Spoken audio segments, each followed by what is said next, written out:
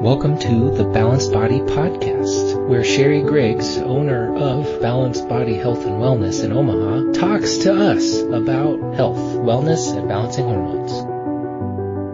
Sherri, hormone expert extraordinaire. Yes. Real quick, let's dive in about Hormones 101. Like, what is the concept behind BHRT? Like, why is hormone balance important? It's very important. And to start out with, John, okay, BHRT, what is that? It's Bioidentical Hormone Replacement Therapy, right?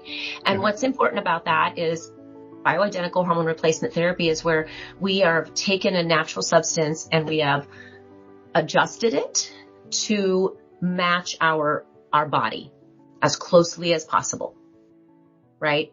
So just like any pharmaceutical, anything from nature, make changes to it. So I want to make that clear because some people will argue that bioidentical hormone therapy, people will say, but it's natural, and others will say, no, it's not, because adjustments have been made to it.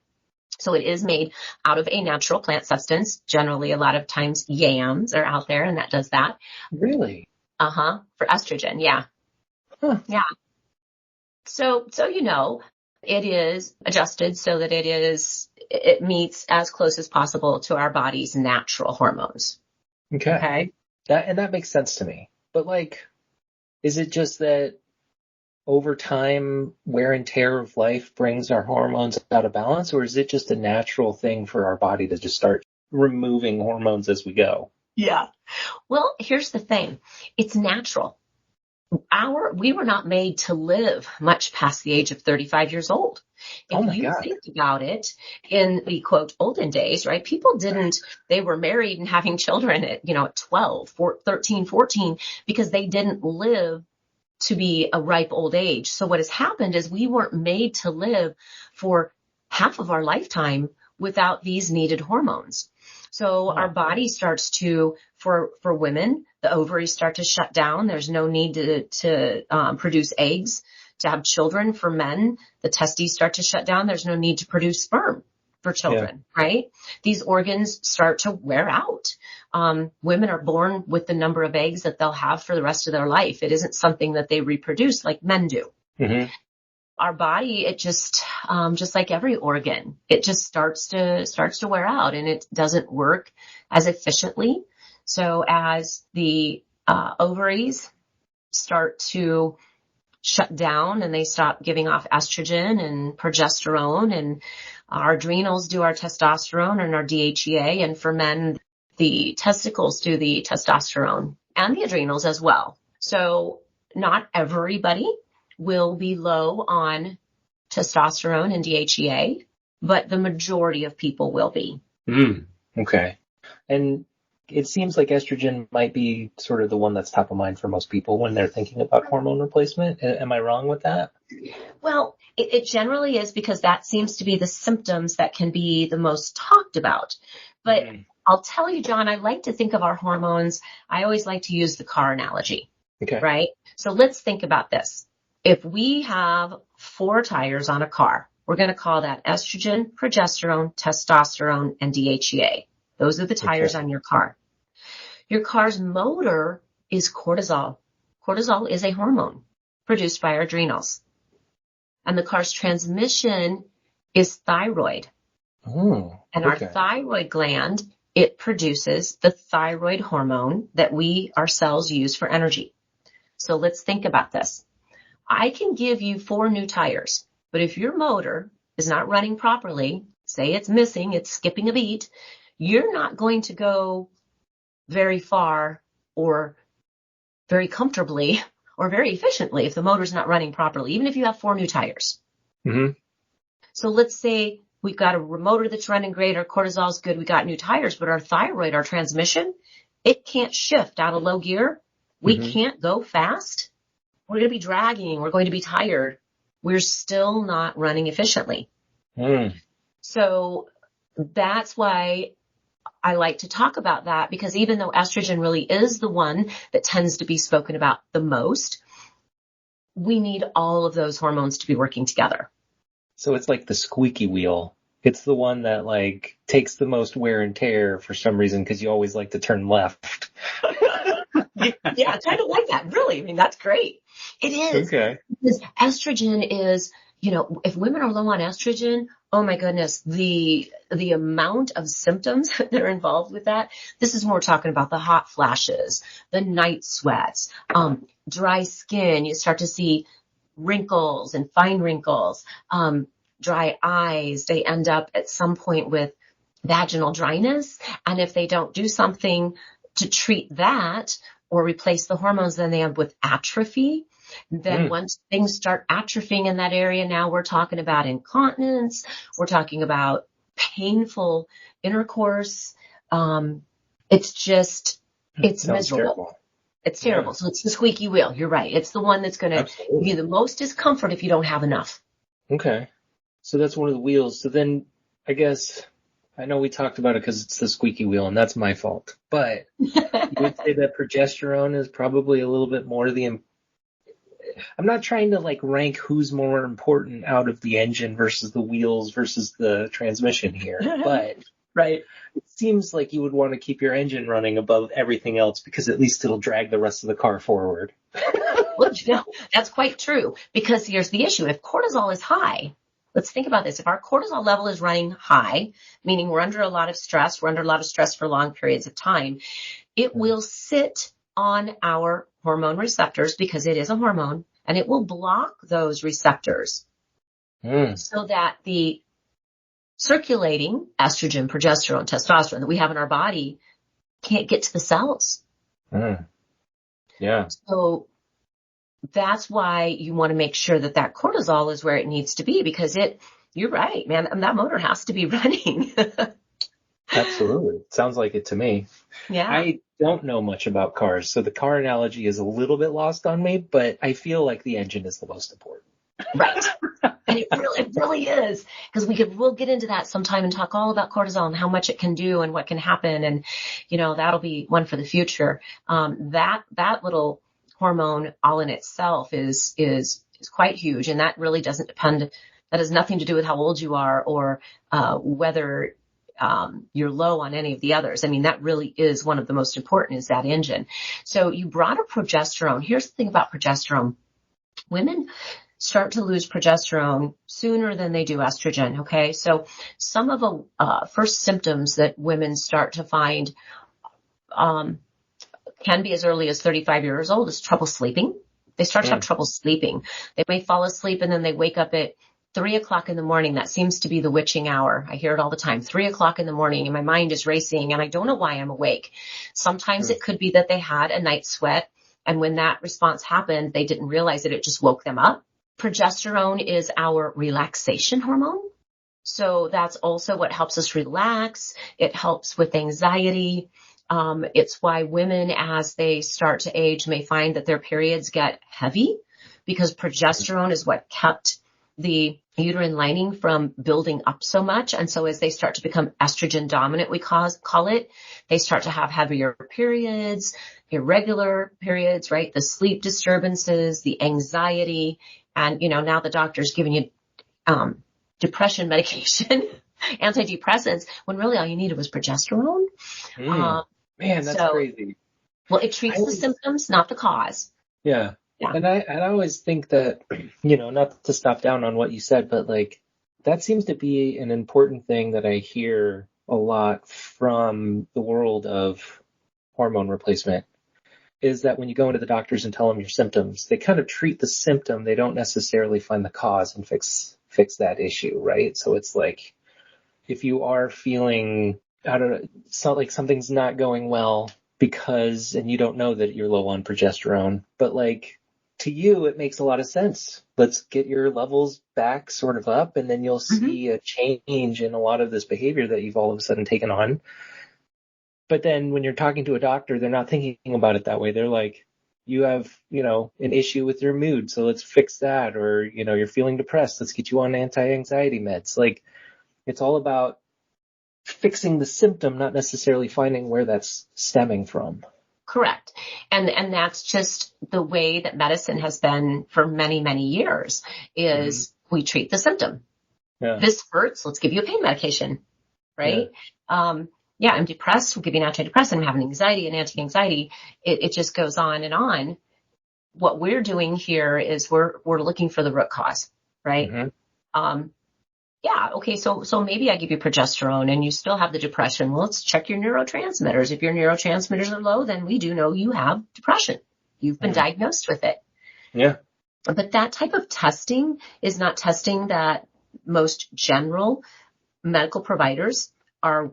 I don't want to say they're not aware of it, but they're just not trained. They don't learn about it in medical school, and they don't use it. They insurance companies don't want to pay for it. Mm-hmm. They say they have all these symptoms. They've answered this, PSQ-9, this depression scale. Oh, boom, they have depression. Put them on a depression medication. Who needs to pay for a test to make sure that's what they really have? Mm-hmm. Does that kind of sound stupid in a way, though? Why would we want to pay for a test to make sure that's what they really have? Right. Now we're getting into an issue with the medical system, which there's issues with any kind of system, obviously. And Correct. we're not saying not to go to the doctor, but if you do go and then they hit you with, here's some anti-anxiety meds or antidepressant, depression meds, that could solve your issue because that might be your issue. But if it's not helping, it could be from low hormones, right? Well, very possibly. And it could very much help that symptom, right? It could help that symptom. They've shown that some of those medications will even help with hot flashes and help those symptoms, but then the other symptoms will still be there. Yes. Right. So estrogen being your anti-inflammatory hormone. So we've got the antidepressant that's helped with our anxiety. It's helped with some of the hot flashes, but we're still achy. Our joints still ache. We still have the vaginal dryness, the dry eyes, the wrinkly skin, so it can treat some of the symptoms. Like we said, it just doesn't treat the root cause. Mm-hmm. Now, and I do want to piggyback on what you said. We're definitely not saying don't go to your medical provider. I see mine every 3 months religiously. So, definitely not saying that. But no, of course, and we didn't say that. Yeah. I just want to make sure that underlying all of this is that a lot of times, I think, just from my own experience, and I think from what I've heard, is that a lot of times when you're in the office for the doctor, I think especially for men, it's a quick, hey, what's wrong? Oh, you've said that this is wrong, so this is what we're going to treat, without really kind of like getting, because they're trying to see as many people as they possibly can through the system. Of course. And that's not necessarily bad, but right. If you feel like something is off, usually the biggest, engine check light is you knowing your own body, right? Correct. I'm trying to keep the analogy through. There you go. Yep. You know your own body, because even though, again, the mechanic can put that machine on there, right? Do the test just like we do. Sometimes there are symptoms. There are things that are happening that take place that only happen occasionally. It may not be when he's driving the car, right? Mm-hmm. Yeah. May not be, before we had computers and there weren't codes that they could look at. It just may not happen. So you do, as the patient, know your own body. And that's one of the most important things that people need to understand. And I just said it to another medical provider today when she said, I've checked my patient's estrogen and it's lower, but she feels great. What do I do? Do I give her more estrogen? I said, you treat the patient, not the number. Mm-hmm. Okay. So even if the number is lower, you still want to treat the patient and their symptoms. Now, there's a little caveat there, because as we're using estrogen to protect against osteoporosis, cardiovascular disease, if it's not high enough for protection, that's another story, but we won't get into those weeds. But we're going to listen to what your symptoms are, right? Yes. And safely adjust those hormones for your symptoms. For instance, for men and testosterone replacement. Now, men and women both need testosterone. We all know why men need testosterone. They need it for memory. They need it for energy. And quite frequently, it isn't until it is so far in the gutter that they start to have issues with erectile dysfunction. The first issues they generally start to have are fatigue, loss of energy. I had one gentleman that said it was like the humdrums. He felt depressed. He didn't want to do anything. When he got his testosterone back up, he felt like himself again. For women, it helps with our muscle tone. Muscle tone is important to prevent incontinence in those pelvic muscles, muscle building, and weight. And for both men and women, libido. So it's very, very important for everybody. I was telling somebody yesterday, and he was quite shocked. We were talking about FDA approval of medications and some of the things that are coming out there. And I said, testosterone is not FDA approved for women.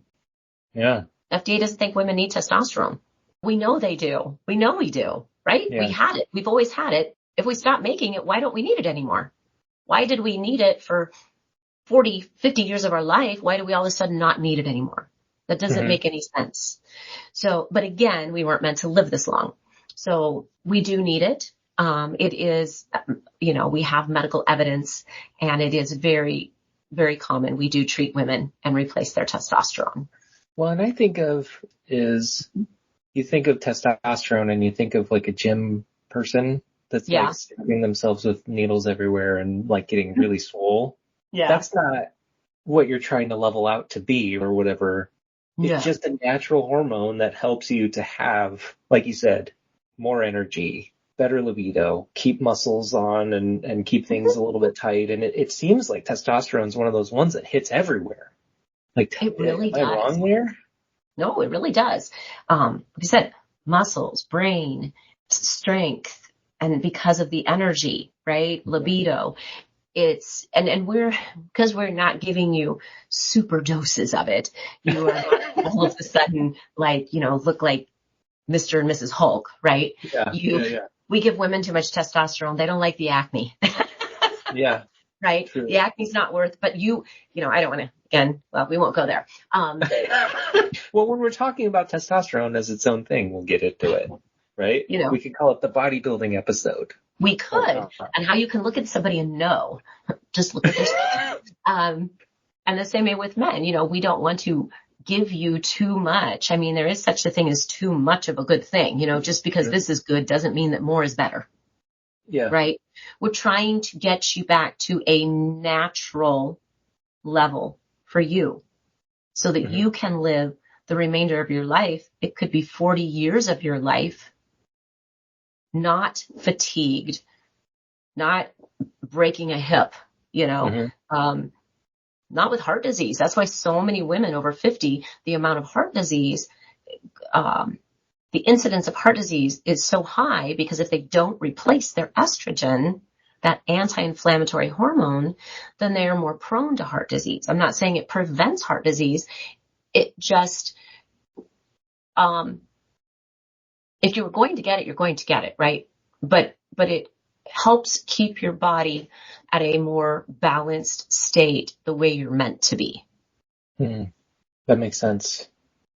And with how it hits everywhere, I mean, it seems like making sure you're in balance will help you across many different areas from my perspective.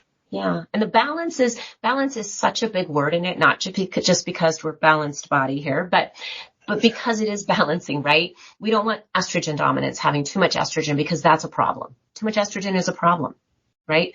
Too much progesterone is good luck getting out of bed. You're exhausted, you're tired, you're too relaxed. Too much testosterone. Women with acne, aggression, men, almost causing anxiety in itself and aggression. So that's why we want these things to be balanced and balanced for your body, not just what the lab test says it should be. Yeah, I tell you, one time I had my blood drawn, and I forget what exactly it was for, but it pulled the testosterone number. And when they looked at it, the person almost fell out of their seat. It was like really low, but it was a couple of years back. So I was still, in my 20s. So that I don't know what level it was. I can't remember the number. It could be 5,000. I don't even know what the numbers are. They were like, you need to be on testosterone. We need to give you something today. And I was like, no, I'm good. And maybe it was low that day. And if we measure it in the afternoon, it's going to be lower in the afternoon anyway. So one low measurement doesn't, when it is an unusual time of your life, right? Yeah. And that's a really good subject you bring up, is somebody in their 20s with a low testosterone, right? Yeah. We give you testosterone when you're that young. It will shut down your body's ability to make sperm. And when we take you off that testosterone, that may not come back. So we have, we've sterilized you. Okay. Oh my gosh. But there are things, HCG, clomiphene and clomiphene, things like that, that will help the body naturally make more testosterone and not shut down the sperm, the ability to make sperm. So that is why it's such a specialty. And that person who said to you, oh my God, we got to give you testosterone, because they didn't know the specialty, nothing against them. That would be the likely thing. If we're low on something, replace it. But that's why it really is a specialty. Yeah. And if you want to do it, you need to make sure you're with someone who specializes in it, not just somebody that has added it to their repertoire of 500 other things they have to know. Here's what we can do, right? Yeah. All right. So we've talked about testosterone, estrogen, progesterone, right? Yep. What's next? DHEA. That's that fourth wheel. Fourth tire, right? That hormone seems to get ignored a lot. And I'm not sure why. It is a precursor hormone. Women can turn DHEA into testosterone. Oh. They don't do it very well. I have tried high dosing some women on DHEA to see if their body would convert enough, and it didn't. But I didn't high dose them that much either. Thought we would see. But that's another one that absolutely starts to decrease. But DHEA is also very important for our adrenals, right? And what do our adrenals make? Cortisol. If our cortisol is off, that's our motor, remember? Yeah. The motor's not running right. So DHEA is a very important hormone that quite frequently is ignored. Do you think it's ignored because it doesn't tie directly to a specific set of issues? Like we were talking about how low estrogen leads to certain issues, low testosterone leads to certain issues, but as a precursor or something that helps the engine run, maybe it's less important or made less important because it doesn't have a specific end goal, right? Like more DHEA turns into bigger muscles. John, you've hit the nail on the head with that one, really, because, I have a chart that says, as I am, having my ladies do this, not my gentlemen, but as they are changing up their progesterone and their estrogen, and if we're doing a topical testosterone, they actually have a chart that tells them, here's too much estrogen, here's too little. These are your symptoms, progesterone, testosterone, too much and too little symptoms, so they can adjust their dosages, but there isn't one for DHEA, right? There are no specific symptoms that are related to that because it is a precursor hormone, but it's very important because it works with our adrenals, and many times cortisol and thyroid are left out. When people are doing hormone replacement, the practitioner leaves out two of the very most important hormones, that being cortisol and thyroid. They just put new tires on the car, but they never check the motor. They don't ever check the engine, and they only check one part of the transmission. They don't check all of it. So tell me a little bit about thyroid. Like, is there, because I know you've talked about it to me in the past and to our group in the past, but I just don't get the thyroid and what it does. It seems like it's an imaginary thing, but why do I think that? Oh, well, you know what? Most people aren't even aware of the thyroid unless they have a problem with it. Seriously. Okay. Thyroid gives us energy. Thyroid, so we have our pituitary gland, and I'll try not to get too technical, but this is important to know. Our pituitary gland, it puts out something called thyroid stimulating hormone, TSH. And that's what most of your medical providers will check, your TSH, making sure that the pituitary is not pushing too much out. It's going to push a bunch of that out if the thyroid's not working right. It's going to keep going, thyroid, work more and more, and that level will get really high, and we'll know something's wrong, that thyroid's not responding. Okay? Okay. But not always, because sometimes the pituitary level, the TSH, is within a normal range, and it's a very, very large range. a very large range. And the thyroid does make what we call T4. Okay. That's the thyroid hormone, T4, the thyroid makes. Our body converts. Our body changes that thyroid T4 into thyroid T3. Thyroid T3 is what our cells use for energy. Okay. Okay. It's a very simplified version of some chemistry there, and our body, some biology. But what happens is if we only check that TSH level, that doesn't tell us if we're making T4, and if we are we converting it to the usable T3? So we need to check those levels. Okay. I've had more than one patient come in with a perfectly normal TSH, a normal T4, and a less than optimal T3. Now, it fell in the range of normal, but it wasn't optimal. And optimal is important because a very, very, very small replacement dose made a world of difference in this person's life. They no longer needed to take a nap at 1 o'clock in the afternoon. They no longer felt exhausted most of the day. It was the tiniest of dose, but just enough to help that extra T3 to give the cells the energy they needed to perform. Interesting. So they can get into the next gear. Right? Exactly. So you could get into a higher gear. Okay. Move faster, go faster. Now, just like a car, you want to rev it too high and get too hard, blow that transmission. So we make sure we don't give too much thyroid. That's important too. Yeah, I'm thinking we need to redline it. Just put all of the attention into the thyroid now and make it go as fast as possible. There's nothing wrong with that, right? Well, weight loss, heart palpitations, exophthalmic, eyes bulge. Yeah, there's a problem with that. We don't want to do that. You could have a heart attack. All right, yeah, that doesn't sound good. No. So would you, when you're going through the process, and I think we'll probably address this in future episodes when we're looking at each one. Yeah. You're checking all of these, right, with your tests, and you're trying to see where each one is so that they do balance to each other. Yes. But tell me, super highline the process and things that you're thinking about, and then we'll leave a little left for, future episodes when we're looking at each one. Sure.